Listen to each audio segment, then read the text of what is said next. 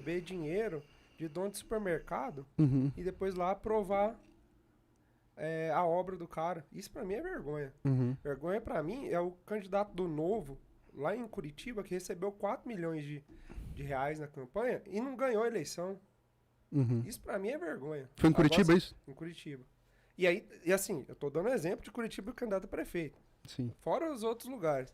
Agora, vergonha é usar o dinheiro público, que é pra dividir entre todo mundo. Vergonha é a forma com que se divide. esse Então, dinheiro. exato. Não é vergonha de usar Era dinheiro isso que eu ia te público. falar, né? Porque, assim, existia no Brasil a possibilidade de financiamento privado de campanha. Ou seja, empresas poderiam doar para as candidaturas. Isso é um absurdo. Isso é um absurdo. Não, No não. Brasil já é a corrupção. A corrupção começa em empresa. Porque o dinheiro é lavado aonde? Em empresa.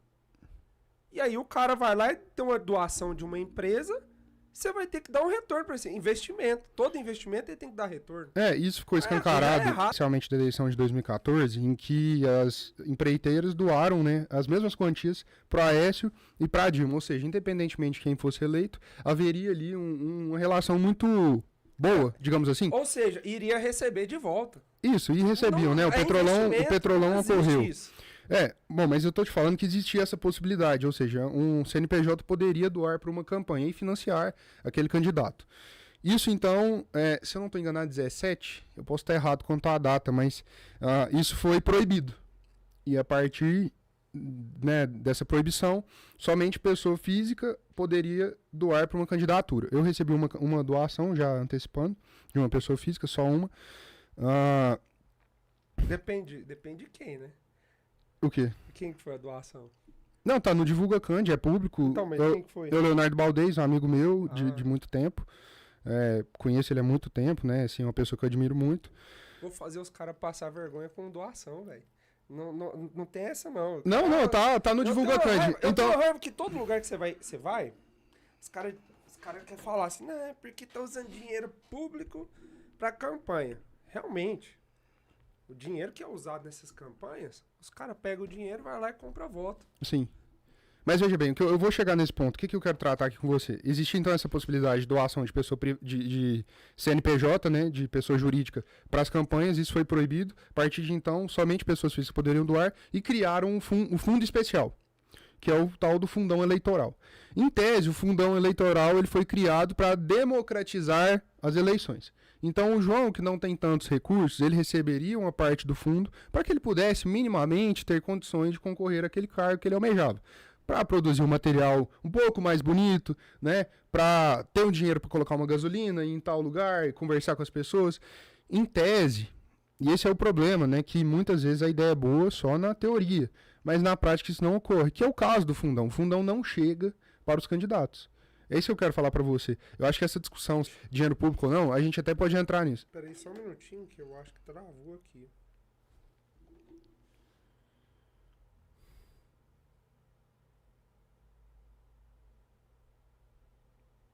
Peraí só um minutinho.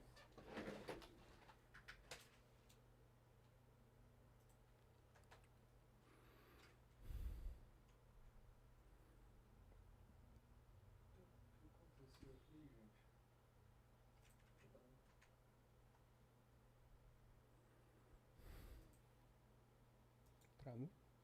Travou?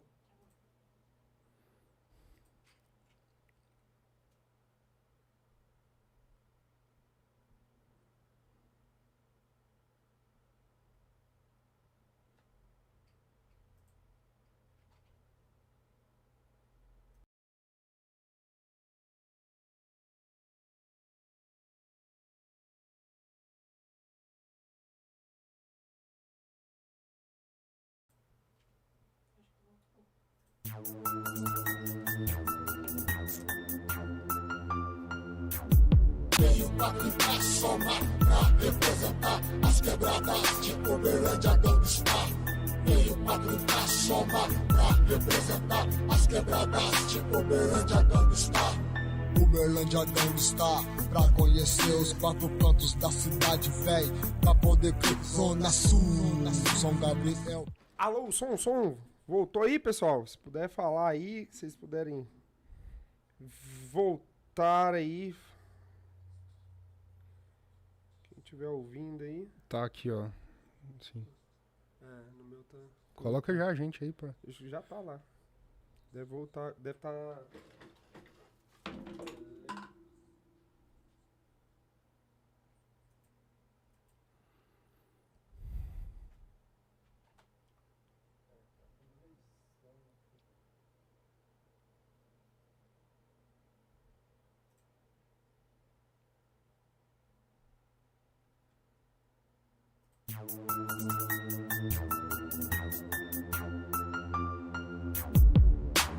Veio pra gritar, somar, pra representar as quebradas de Uberlândia Gangsta. Veio pra gritar, somar, pra representar as quebradas de Uberlândia Gangsta. Uberlândia Gangsta, pra conhecer os 4 cantos da cidade, véi. Pra poder crer, Zona Sul, São Gabriel, Laranjeiras, Campo Alegre, Aurora, Seringueiras. Atravessa a Zona Norte no caminho Lagoinha. Muita gente pobre, as pedras nas esquinas. Os percursos é longo, mas estamos chegando. Zona Norte, o Esperança se aproximando. Marta Helena, Gramado, Nossa Senhora das Graças, porque meu Senhor, que o clipe não para. Organismo rap canta a realidade. Quebrada de responsa, salve o Liberdade. Veio pra gritar, somar, pra representar as quebradas de Uberlândia Gangsta.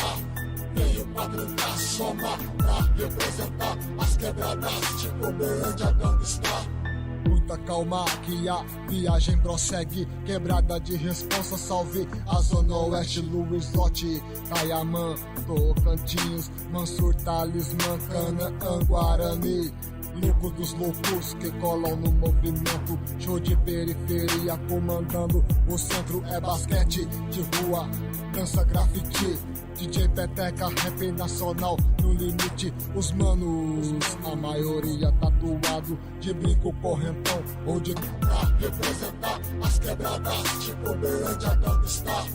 É, véi, atravessa o pontilhão, cai nas quebras logo de cara, aclimação. Barracos humildes, muita gente honesta, onde o crime também marca presença.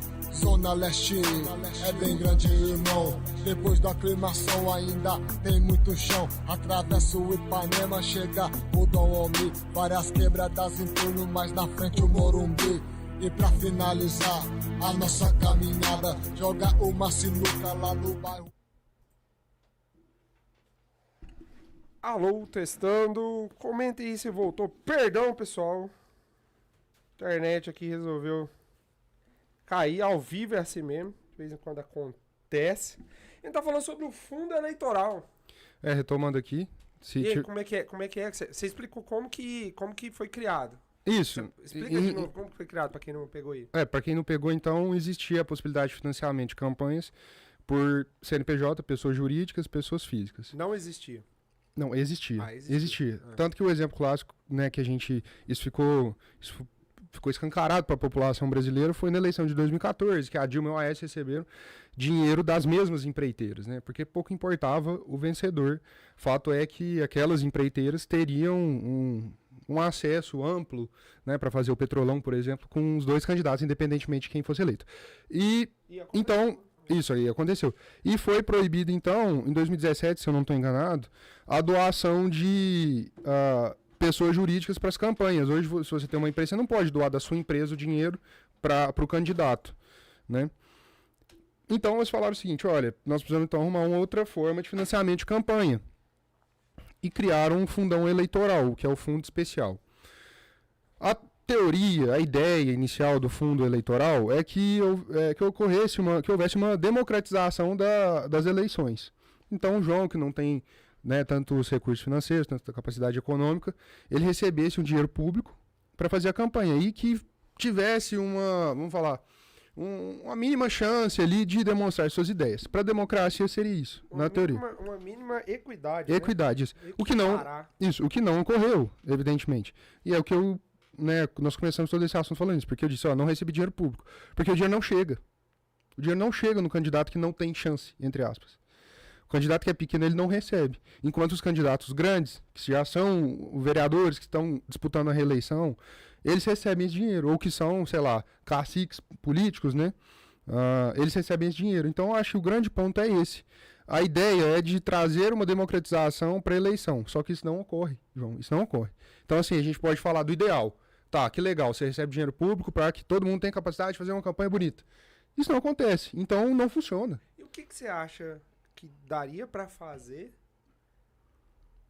pensando que é igual o... Eu não vou comparar isso não, mas é assim... Eu já vi candidato gastar R$1 milhão numa campanha, ele não vai ganhar R$1 milhão no mandato. Certo. Que lógica é essa? Mas eu acho que é livre-arbítrio.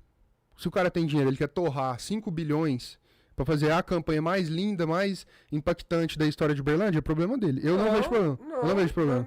Não faz sentido, mano. Não, mas assim, eu tô te explicando que eu não vejo problema, mas existe uma lei que limita os gastos. Não faz sentido por quê? Porque se ele quer gastar isso pra coisa, ele vai gastar com rede social, ele vai gastar fazendo uma obra pra cidade, não numa campanha. Mas aí eu acho, mas eu acho que aceitar. Mas eu acho que não deve, já antecipando. Existe uma regulamentação quanto a isso, você não pode gastar o maior dinheiro do mundo que você quiser, existem regras eleitorais que tratam disso, e aí a gente teria que até olhar isso precisamente, porque vai variar da cidade, vai variar do número de eleitores, da capacidade econômica do candidato, mas eu acho que é o seguinte, na minha visão, as pessoas precisam ter consciência do seu voto.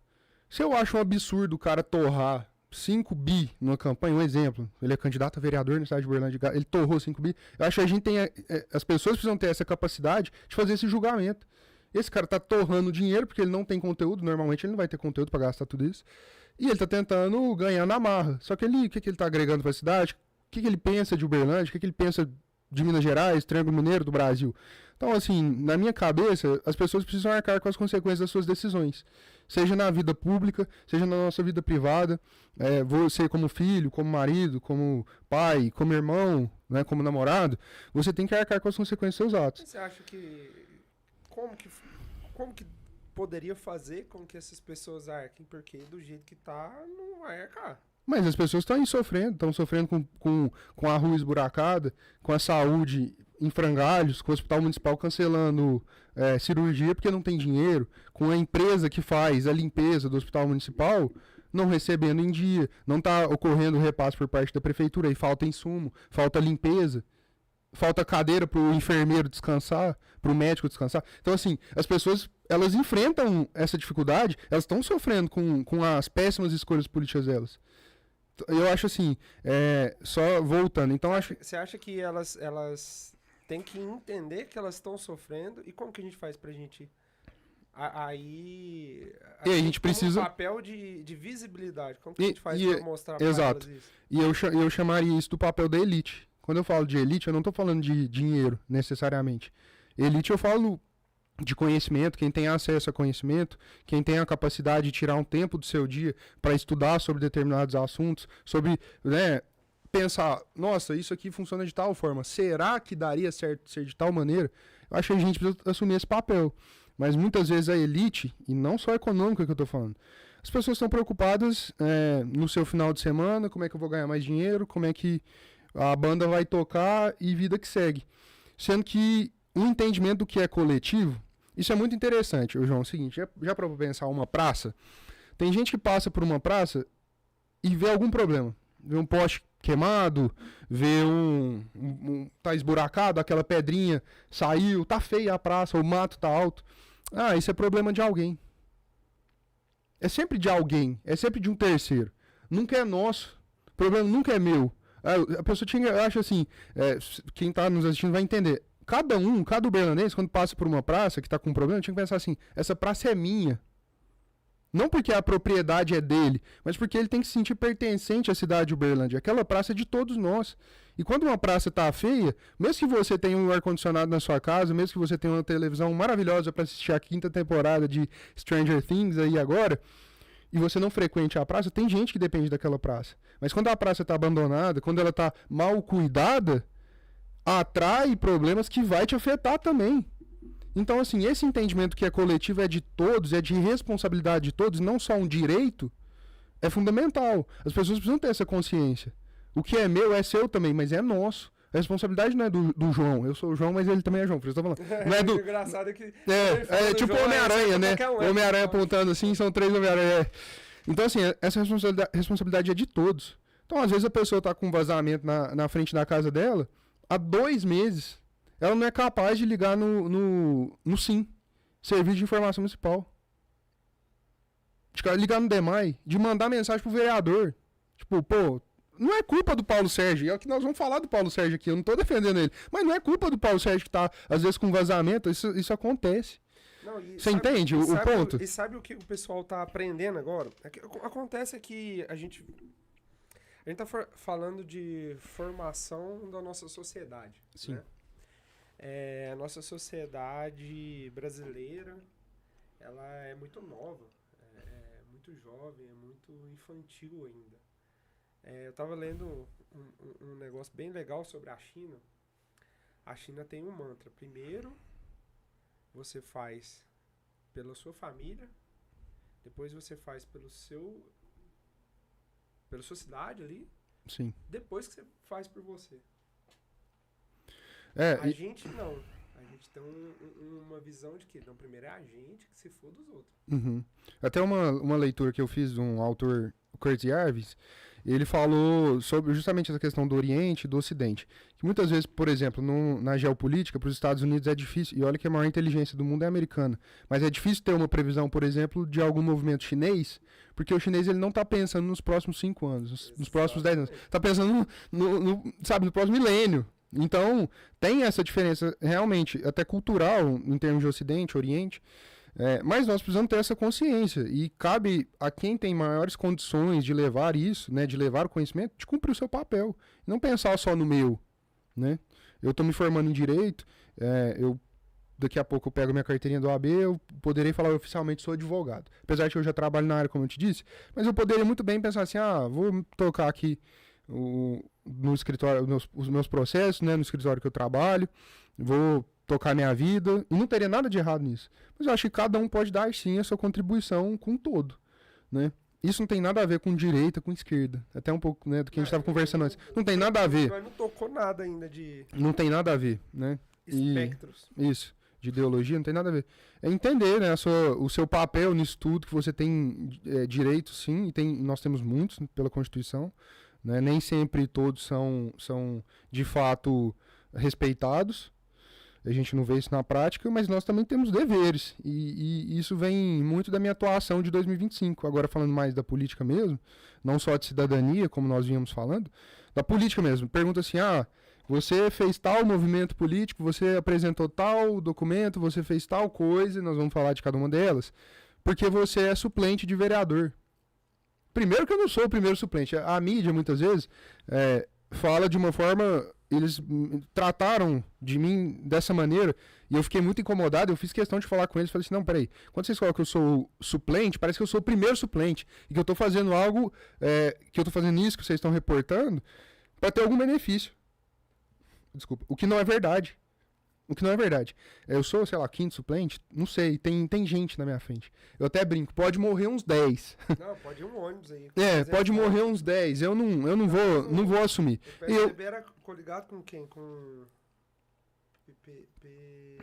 Na verdade, não existe mais coligação como existia antigamente, né? É Federação Cidadania. Cidadania? Isso, Federação PSDB Cidadania. Isso. Então, tem bastante. Isso, tem muita gente na minha frente, a questão não é essa, né? Eu cumpri o meu dever como cidadão, né? Mas eu tento levar esse senso de responsabilidade, na medida do possível, entendendo as minhas limitações também, para minha atuação política, né? Mas não querendo algo em troca. É porque a gente tem esse dever, né? A cidade de todos nós. E se tem coisa errada, eu vou para cima, porque eu sou oposição de nascimento ao que é errado. Eu sou oposição desde que eu nasci ao que é errado. Eu tenho, sabe? Então... E o que é o certo? É uma grande questão. Não existe uma resposta só.